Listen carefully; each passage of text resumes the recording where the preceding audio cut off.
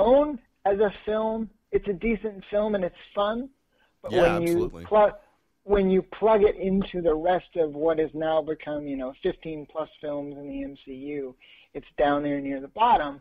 But that having been said, I think that there are, one of the things that's really important about that film is it continues Tony's arc, right? Like one of Tony's big character issues and character flaws is he doesn't handle betrayal well. Mm-hmm. Right? And in every movie that you generally see him in, he gets betrayed by somebody. Yeah, that's true. Whether it's Obadiah Stane in the first one, or feeling betrayed by Nick Fury and Romanoff in the second because she's all cagey about her identity and isn't really honest with him about who she is and why she's there. And then you've got, feeling betrayed by Maya Nick Fury. Hansen in the third one. Both Maya Hansen and Killian too. Yeah. He just doesn't expect Killian to go off the rails, a la Incrediboy and Syndrome, like from Incredibles, right. In Iron Man 3, and that happens. And even into, Civil War, obviously, Sure. he feels betrayed by Cap, and then even in Spider-Man: Homecoming. Well, I haven't actually seen that one yet, so let's not talk okay, about so that. let's not go there then. And betrayal by Ultron in Avengers 2, and so Yeah. Tony, consistently Tony does not handle betrayal well, and this is one of the movies where you begin to see that idea repeat itself. But also, one of the things that I think is important about Iron Man 2 is it's essentially a story of fathers and sons. You've got Tony dealing with his issues with his now deceased, passed on father Howard, but you've also got Ivan and Anton Right. Benko on the other side, and how these two families are linked, and essentially even how to continue with the betrayal angle, how Anton and Ivan feel betrayed by the Starks, but also how a generation before him, Howard felt betrayed by Anton. Sure. And the kind of the dual creation of the technology, but it all gets credited to Stark. You can think back to, like Bob Kane and Bill Finger and Batman. Oh, yeah. Even. Have you seen that documentary about Bill Finger? I have Bob not. Kane? I've seen it on Amazon, and I keep meaning to watch it. It is great. You need to watch it. And anybody who has any interest in the history of Batman as a character and the absolute drama that happened, in terms of that the creator credit that went on for decades. That is a fascinating documentary. And I can't remember the name of it right now, but if you look for Bill Finger, do you know it? I think it's actually called Batman and Bill. Yes, I think that's right. Yeah, Batman and Bill. Yeah. I haven't watched it, but I've read about that controversy in other books about Batman. There's actually a really good book about the history of Batman and the rise of nerd culture called The Caped Crusade by Glenn Weldon. I've heard of that book, yeah. Does one of the Geek podcasts for NPR. Okay. That's a great book. Just recently finished it, so that documentary might actually be a good one to watch, and maybe you ought to talk about it in a future episode. I might well do that. Yeah. So some of the things that I love about Iron Man 2 is the way that it continues to build the structure of the Marvel Cinematic Universe to a far greater degree than the Incredible Hulk did. In Incredible Hulk, you don't get a lot of world building. You get sort of a mention of the super soldier serum. You see Stark Stark International emblazoned on the sides of some of the weapons that they use to try and combat the Hulk. But that's really all you get. You get some really obscure shout outs to some things from the comics, like his correspondence with a Mr. Blue is an element that was lifted right out of an Incredible Hulk arc that had been going on in the comics a couple years before that. And then, of course, you get the introduction of Samuel Stearns, who in the comics becomes the supervillain known as the Leader, and and you see the genesis of that in that film as well. But that's totally been left as a dangling plot thread. For me, it's fascinating to think about, the Leader sort of like still running around in the background of the MCU, like pulling strings and like getting ready to bust out with some crazy world domination scheme. That's probably not going to happen because Universal owns the distribution rights to Hulk movies. If it's a movie about the Hulk, then Universal gets the right of first refusal on distributing those, and that's probably not something that Disney's going to allow to happen unless they can come to some sort of weird agreement. But anyway, in Iron Man 2, you get to see more of S.H.I.E.L.D., you get to see a lot more of Nick Fury, and you get sort of the triumphant return of Phil Coulson.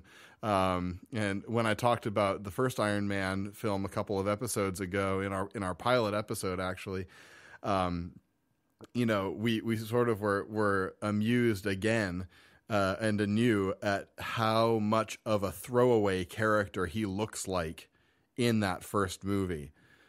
He looks exactly like the kind of character that's going to be here for this purpose in this film, and you're never going to see him again.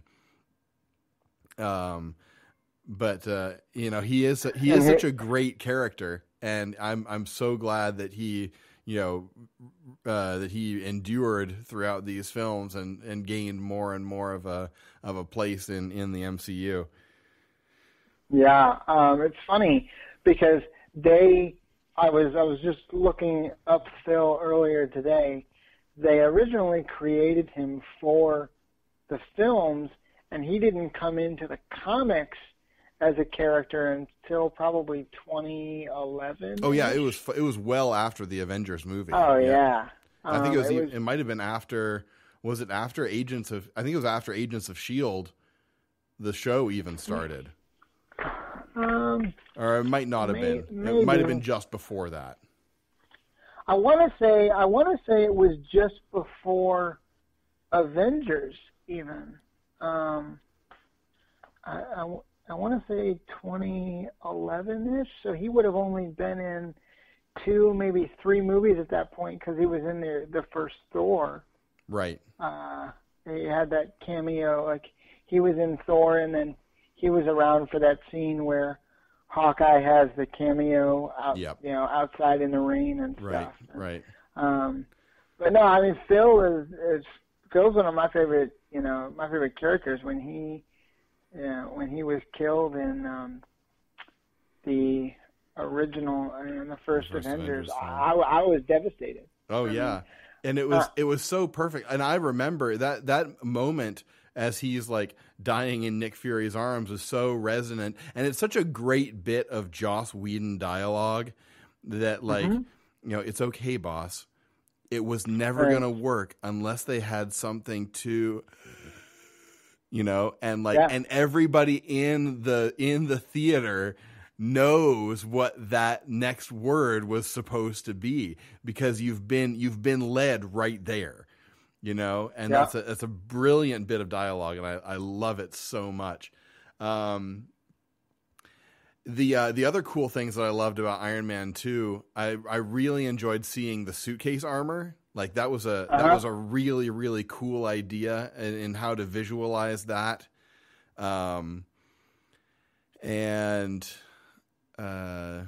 Obviously, the way Black Widow's fighting style was kind of a revelation, and totally revolutionized the way that you see sort of like women fighting in cinema, I think.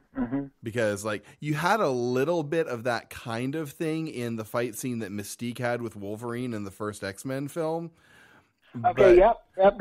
But I think that sequence of Black Widow fighting her way through all of those guards as like she's like mowing them down, and Happy is like doing his little pugilist thing with the one guy at the front, and he's all happy with himself at the end that he took his one guy down, and he looks down the corridor. There's like a dozen guys groaning on the ground.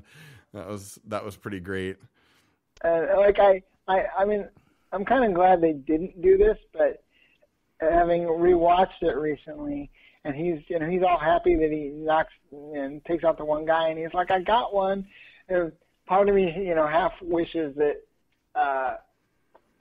Black Widow had just kind of turned around and the camera had zeroed in on her face, and she just looks back at Happy and says, "Don't get cocky."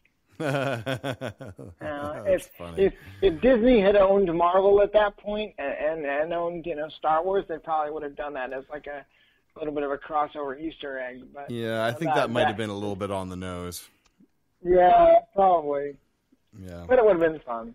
But even going back to what you were saying about the Incredible Hulk, one of the things that in terms of world building that I think that they did that I did not expect was General Ross.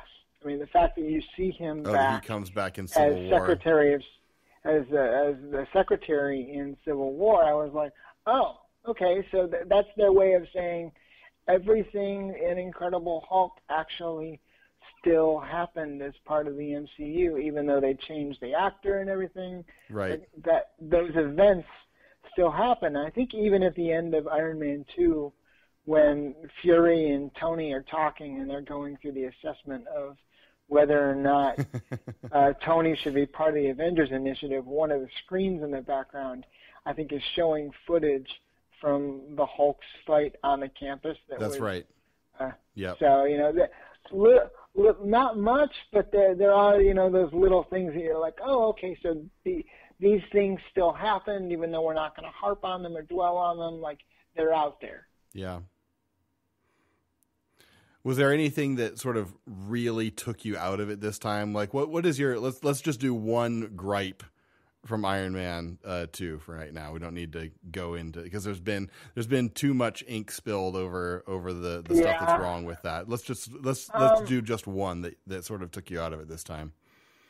And this isn't like any one thing. It's more just a meta kind of a scenario where Iron Man 1 was so good, right? Iron Man 1 was so good that you're kind of hoping when you get to Iron Man 2 that the follow-up's going to be on par with, say, Empire Strikes Back or Aliens or Terminator 2 or Wrath of Khan or something like that. And when you compare it to what came before it, or even like Godfather 2 or something, it just wasn't as good as what came before it, and that was just kind of a letdown for me. Because even though I think there are some, we talked about it, there are some important things that happen in Iron Man 2 in terms of his character development and what he goes through, and you get to see Phil again, and who doesn't love more and more Phil. It wasn't really until the first Avengers film, Whedon's Avengers film, especially when Tony's talking with Bruce about the idea of terrible privilege in the lab on the helicarrier, that I was like, okay, I can be a fan of Tony again. It took me a little while. Interesting. Yep. All right. Well, we need to bring it in for a landing here. There is just one more bit of the show that we're going to do here, and that is our segment of Guaranteed Good News. And this bit of good news actually comes out of some of the worst news recently. When Hurricane Irma hit, it displaced a bunch of people and their pets. And one guy was walking along the beach and stumbled across a dog that was just kind of lying there. He took it to a vet, and they checked his chip, and came to find out that this is a pet that had been missing from his owner since 2012. Wow. missing for almost 5 years.